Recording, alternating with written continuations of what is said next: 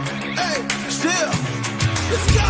I was born to kill it. I was meant to win. I am down and willing, so I will find a way. It took a minute, now it didn't happen right away. When it get hot in the kitchen, you decide to stay. That's how it winners made. Stick a fork in the hater on my dinner plate. I walk into the fire like it's just a bit of flame. I switch my style up, watch the money pile up. I'ma get rich with life. What is going on, everybody? Welcome to the Clydesdale Media Podcast, where we are featuring the athletes of the 2024 Legends Masters CrossFit Games. And I am so honored and privileged to have with me Haj Bell. Haj, how are you doing? I'm good. How are you? I'm good. I want to learn a little bit about you. CrossFit seems to be something that's very important in your life. Mm-hmm. You are a coach. Yep. You met your husband in CrossFit? I did, yes. So how do you like hang out at a gym and meet a guy? Well, I wasn't hanging out at the gym and meeting the guy. So it was 2013. I started as a New Year's resolution. So it was like beginning of the year. And at that time we had like very extensive on-ramps actually. So it was really cool. I had a pretty big class. And then when we graduated to the other side, you know, there was a little bit of hand holding, but he was just my coach. And, you know, I went to school for design. He was an engineer. We kind of just hit things off from the very beginning. And, you know, as things progressed, we got closer and closer. We eventually started dating. And, you know, as soon as we started dating, he could no longer be my coach because it was just like it went from like coaching to, well, why are you picking on me? Or, you know, well, I'm doing it this way. So, but, you know, we still have a very strong passion for CrossFit and just living a healthy lifestyle, both inside and outside the gym. And it's just something we now, 12 years later, try to instill in our daughter as well. Our daughter's 3 years old. Her name is Charlotte. And, you know, I try to bring her in here with me whenever I can so she can just kind of watch me coach and sometimes train. It's a little difficult to train, and when you have an agenda and there's a toddler around, it's just a little bit more about her than you know, what you got to get done. But she's definitely just as into it as my husband and I. That's awesome. Yeah. I mean, kids just watch you and they want to emulate you, and Yeah. those are the best examples, just being fit, right? We lost her for a second. Hopefully that was just a phone call, or It was. We're on airplane mode now, so all good. Yeah. All right. So the next part I wanted to talk about is the coolest thing about the Masters athletes is that many of you work full time, you have families, you have so much going on in your life, and you have to master not only being a great athlete, but balancing all that stuff. Mm-hmm. Yeah, absolutely. So how do you manage all that? You know, things shift constantly.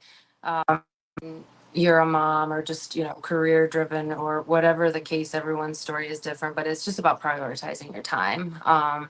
You know, there are days where you wake up at 3:45 in the morning and go get it done, and you're home by 6:30 before the rest of the family's up, just, you know, to make breakfast and get the kid and the husband out the door. And, you know, and then there's days where you didn't go to sleep late. So you really, you stay in and you sleep and you get the rest that you need and you try to fit it in somewhere else throughout the day. I like working out. I love coaching. I think, you know, it doesn't necessarily feel like a chore, even when this is my first time competing at the games. I'm trying really hard to just kind of focus on, at the end of the day, to work out. I know what I need to work on at this point. I know what my strengths, what my weaknesses are, and it's just about literally prioritizing the time. I have also found, and I think what has helped me in my training throughout the years is intensity is way more important than volume. When I was younger, competing at regionals back in 2017 and 2018, we stressed a lot of like volume and longer workouts and just getting it in. And I just thought if I didn't get, you know, 2.5, 3 hours of sessions in, I was going to fall behind against everyone else that's just getting better and better the more time that they put in.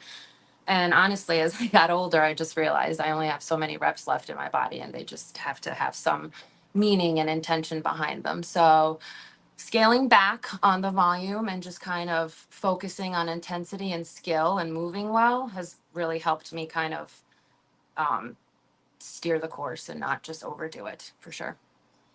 I think that's a global theme that's going on in CrossFit across the board, is that you don't need to put in all the volume. And I think Dave Right. Castro said it beautifully in a lot of his interviews, that at the most at the games, you're going to work out for an hour in that day. Right. You need Right. 6 hours of volume Right. to be ready for 1 hour Mhm. if you're doing it with intention. Right. Absolutely. So you prescribe wholeheartedly to that. 100%. Yes. I think the longest workout I've done in in over a month is maybe 20 minutes long. That's not like zone 2, just kind of sit there and lubricate the joints and things like that. But I try not to go anything above 20 minutes because, everything's going to be 3, 4, 12 minutes tops. And even like 2-a-days and things like that, they don't come often over here. I know that that's important when it comes to comp time. I did compete at semifinals with my team back in May at Syndicate Crown, and there was 2-a-days every day. For the first day, we actually had 3 workouts, and that was something that was um, a little humbling for me because I try not to. First of all, I don't have the time to do 2-a-days all the time, but when I do, I still keep them short. And there was 2 long workouts on the same day paired with a really heavy lift. So I had to make sure I was fueled right, and it was a little outside of my comfort zone putting that much volume in a day, but it was definitely useful for me going into the next phase of my competition, and just knowing that I have to really prepare and fuel myself the days leading up to it to make sure that I can hang with the volume. So whenever you find out you make the games, there's got to be a natural inclination that, like, man, I've got to change this and I've got to tweak that and I've got to do more. Yeah. How do you hold those reins in to tell yourself, no, you don't? That's not what got you here. I get some help sometimes. So Craig, he's the owner of Brantford CrossFit where I train, and he is also competing at the games too. And he's competed prior, individual, team, all that stuff, regionals, games. So he's been around. He knows a lot about when to add the volume and when to reel it in. And I kind of just, like, I don't want to say blindly follow, but I trust his direction, and he'll see me over there like trying to add a little extra to my EMOM or something, and he'll just be like, no, like, you're not going to forget how to do butterfly pull-ups, you're not going to forget how to do ring muscle ups. It's all about the accessory work and all the other stuff and the time under tension and just trying to stay healthy and, again, enjoy it, because sometimes when we feel the pressure of needing to maintain or get better, I mean, there's a month left. I don't really think I can get any fitter in a month, but I can certainly develop more skills.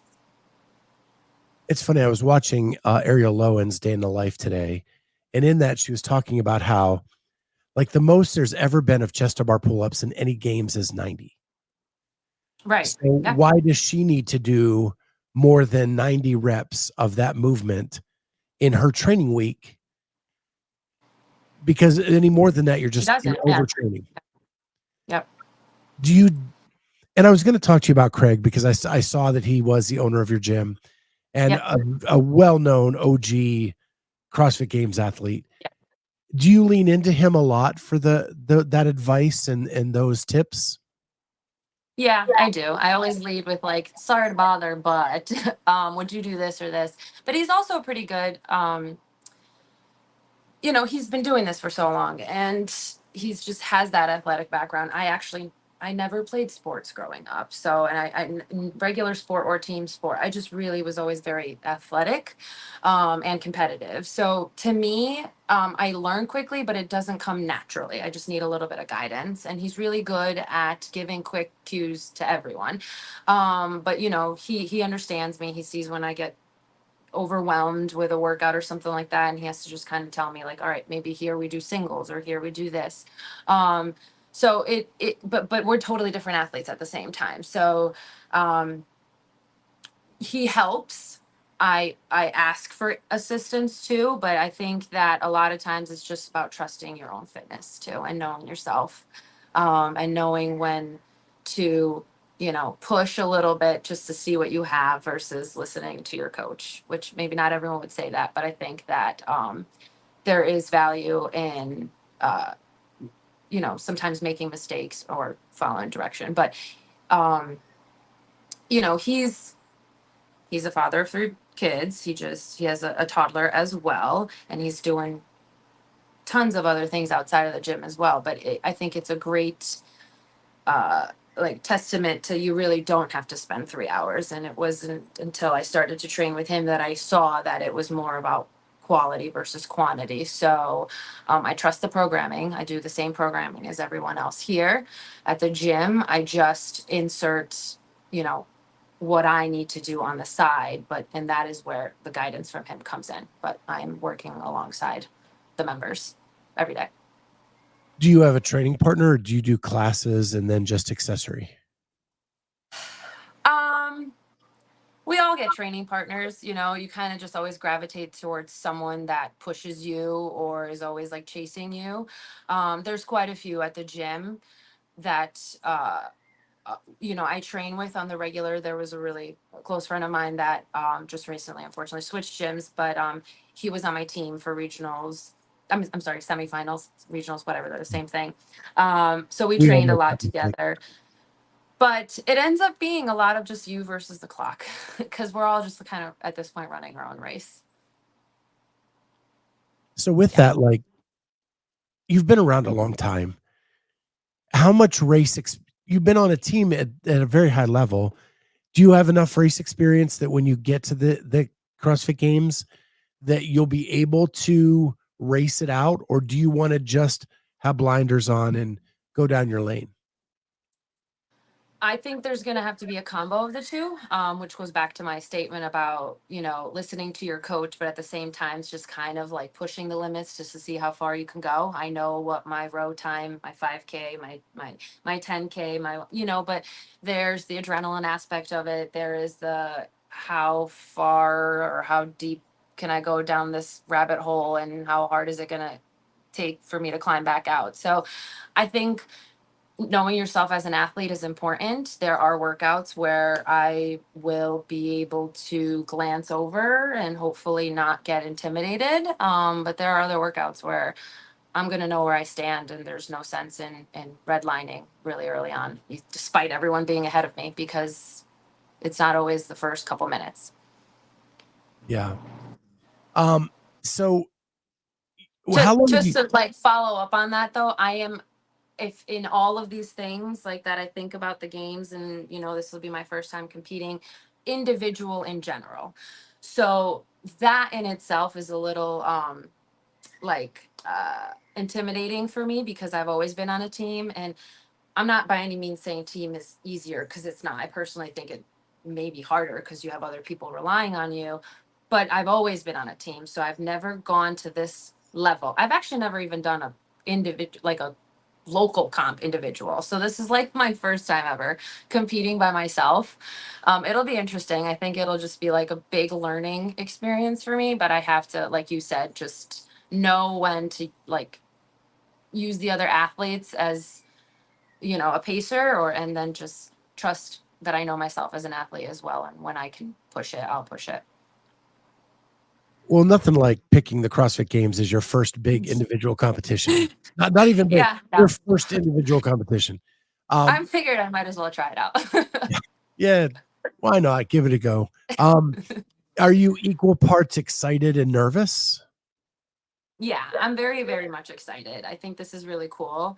Um, I like to think I'm a big part of the community. I try. Like I said, I'm in the classes all the time. I think a lot of the people just see like what I do, and that I'm very passionate for it. So I think it's just a big like representation of not just me, but just like my community and all of my like family and friends outside of the gym too, that just know how much it means to me. So I think that goes a long way. And I have friends that don't even CrossFit that just like call me up and ask me about this stuff. And they're just wondering, how are they going to watch me and all that stuff. And I think that that's really cool. That's super cool.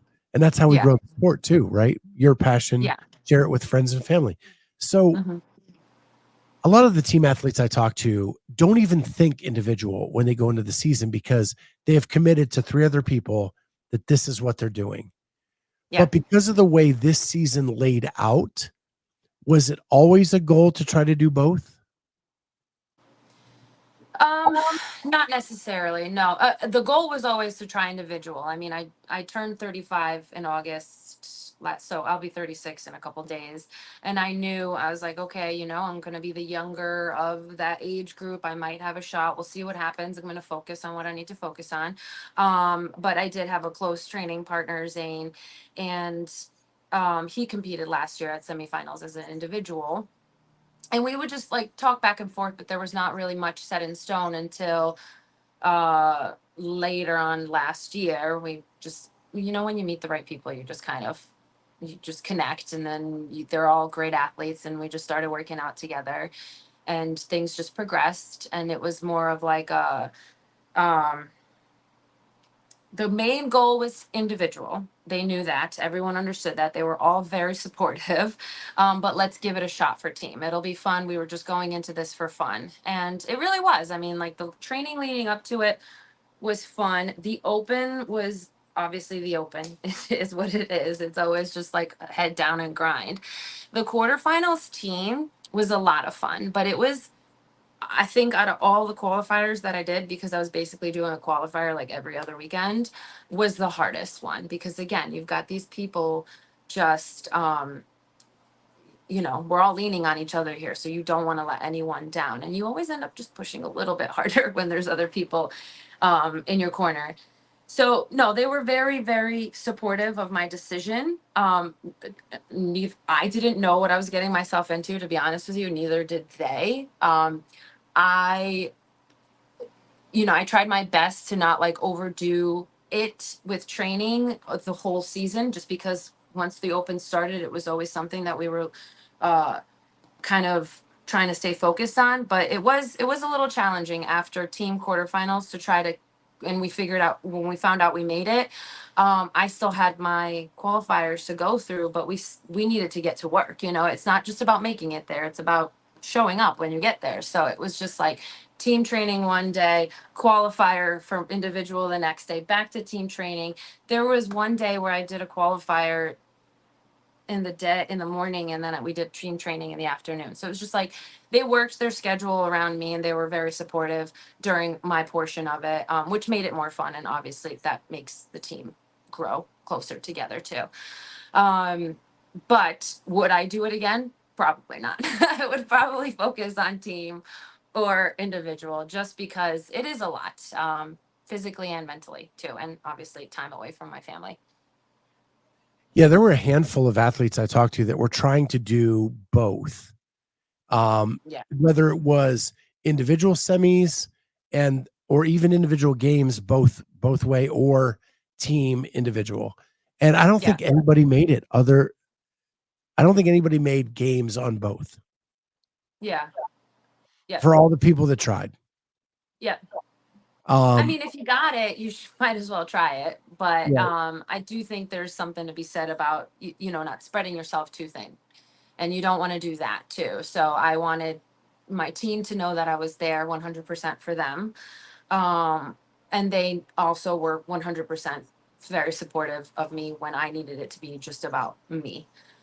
And I think it couldn't have gone any better. It really couldn't have. I think going to semifinals for me was a huge learning experience, because the sport has changed. It's evolved. It's gotten harder. It's gotten bigger.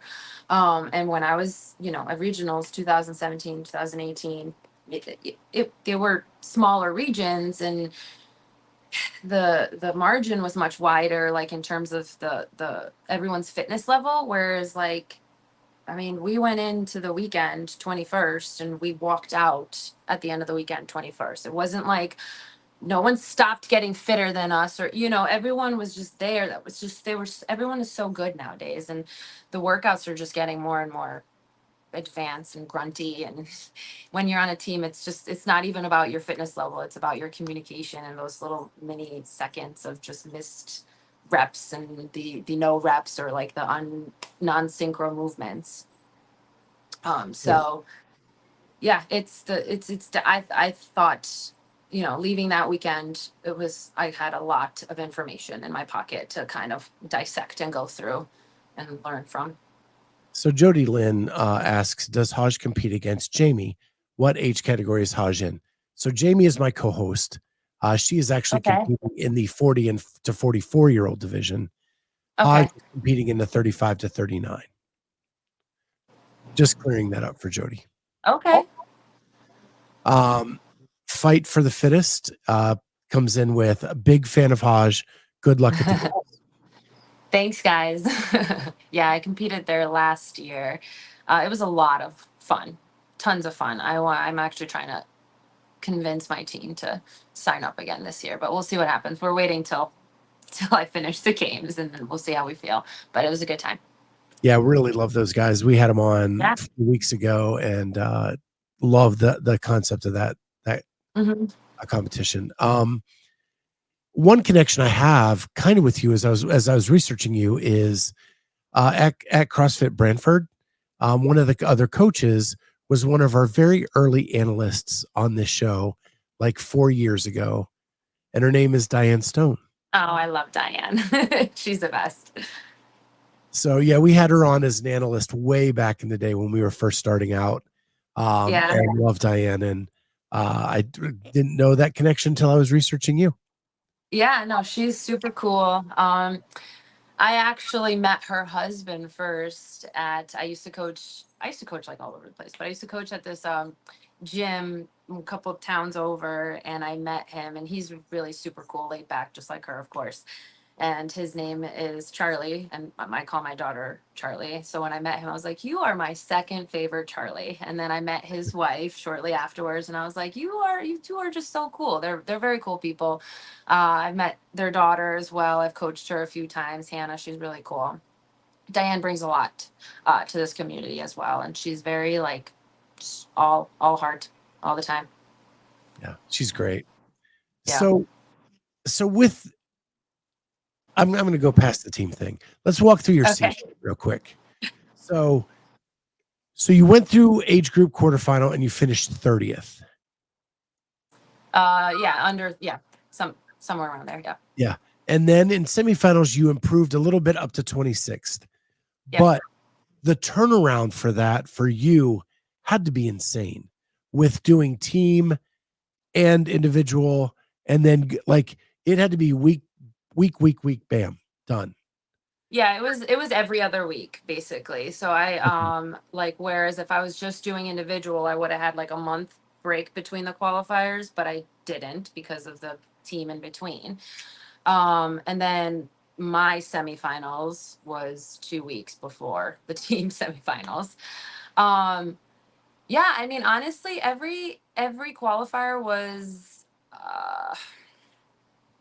a little different.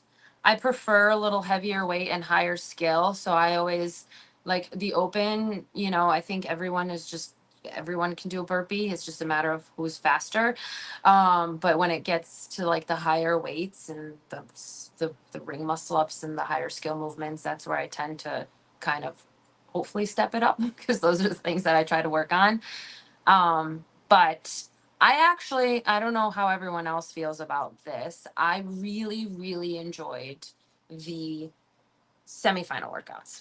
So the age group semifinal workouts. I thought they were a lot of fun. I don't think everyone thinks the same way, but I don't necessarily, it's so weird. Ring muscle ups have always just been like a big weakness of mine. And then this past year I was just like, well, enough's enough.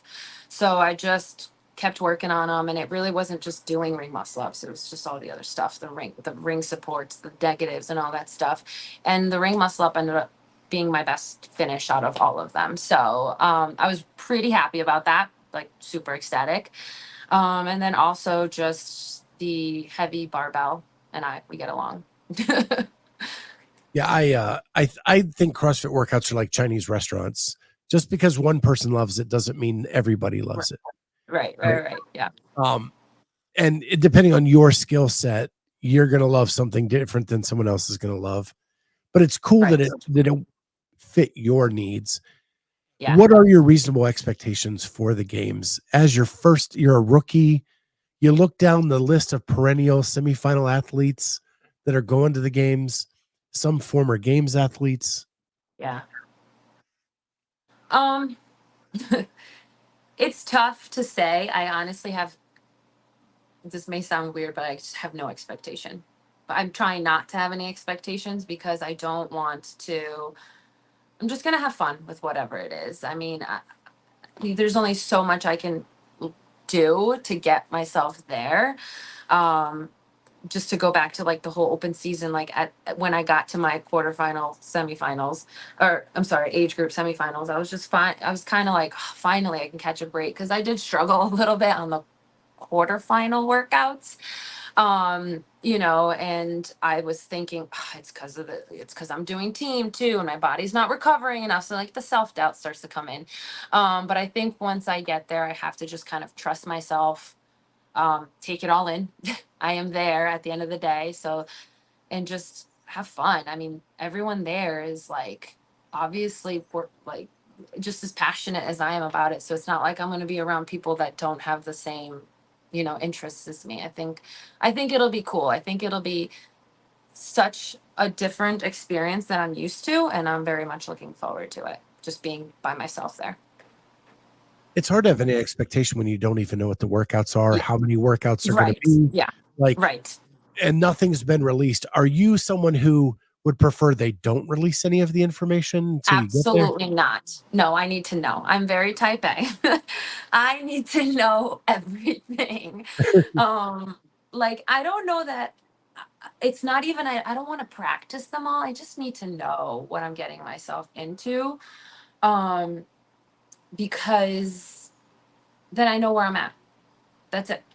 Then I'll know where. Even if it ends up being something I can't do, then it is what it is. But like I'm not gonna figure it out in 2 weeks. But yeah, I definitely am a person that needs to know what what I'm getting myself into. My husband, when we first met, he was actually very competitive, and then just through our linear paths, we stayed with CrossFit. But I just kept getting more competitive, and he's just focused on just staying healthy and fit for as long as possible. But he doesn't even look at the workout ever. He just walks in, and his shoes just happen to be shoes that he can run in or climb a rope in. And he always has his jump rope, and he will never look at the workout. He's there for the day. Whereas I'm like, I need the whole week. I need to know what I'm doing this day. And that's just a big part of prioritizing my time and when I'm going to fit it in too. So knowing what I'm getting myself into is kind of important for things like that.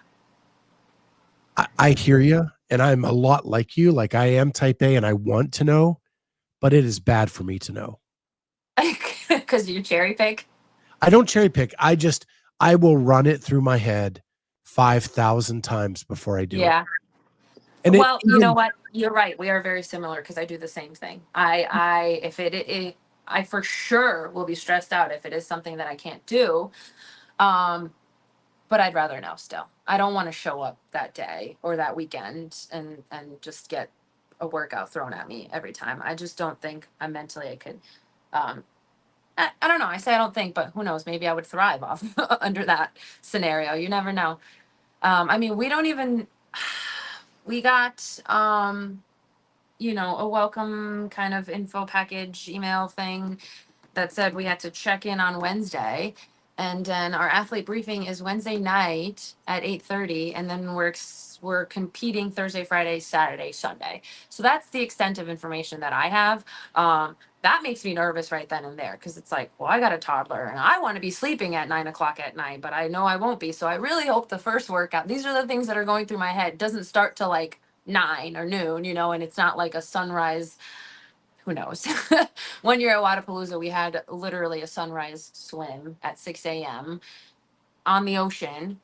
Not swim, I'm sorry, a 5K run on sand, and we had to run in the water every 400 meters. And we didn't know what the workout was until like the night before. It was my like anxiety was through the roof up until I saw the workout. And then I saw the workout and I was like, God, I hate this workout, but at least now I know what I'm getting myself into. Yeah, I'm terrible. Like even with these interviews, like I run interviews through my head the night before. Well, I'm It's glad gotten you did because I had no idea what to expect. it's gotten to the point where I don't even do the full research on anybody until the day of. Or I Okay, won't that's sleep. good. Or I won't sleep. So yeah. Right. You have too much stuff going on in your head. I get that. I get that. And today I'm doing 5 of these. That would have been a disaster if I was trying to run 5 interviews through my head. Yeah, overnight. calling me the wrong name and asking me about the wrong people. That wouldn't have been fun. I'd been like, what? True. Don't want that to happen. So, so who you taking to Birmingham with you? My husband and my daughter are coming for sure. My mom came to semifinals this year, so my mother-in-law is coming this time to Birmingham, and she's pretty excited about it. I'm excited she's coming. I think that's really cool. And then I think just like some friends. Obviously, Craig's family will be there as well, but there's some friends from the gym that have been talking about coming down and looking at hotels. But for sure, my husband and my daughter. Yeah, we got to pack that place. Make this a big event. We should. We really should. Yeah. Well, I'm going to be there. We got permission, full access to do a behind the scenes documentary. That's awesome. Of the entire Masters CrossFit Games. So Ellie Hiller and myself will be backstage interviewing people, just having conversations, not really interviewing. Yeah. And then we'll have some videographers catching footage of on the floor to put that all together after it's all over for you all to enjoy. That's awesome. That's really cool. I really appreciate you doing this. And yeah, I'm really, really stoked at how the competition is just the direction it's going for sure. Yeah. Well, I want to thank you so much for taking the time out. I could talk to you for Absolutely. another half hour, but I'm trying to keep these so they're manageable. Yeah. It's been a treat getting to know you, and I can't wait to meet Likewise. you in person down in Birmingham. Awesome. Yep. Thank you to everybody. You enjoy the rest of your day. You too. Thank you to everybody in the chat. We'll be back later today with more of these interviews. We'll talk to you all later on the Clydesdale Media Podcast. Bye, guys. Bye.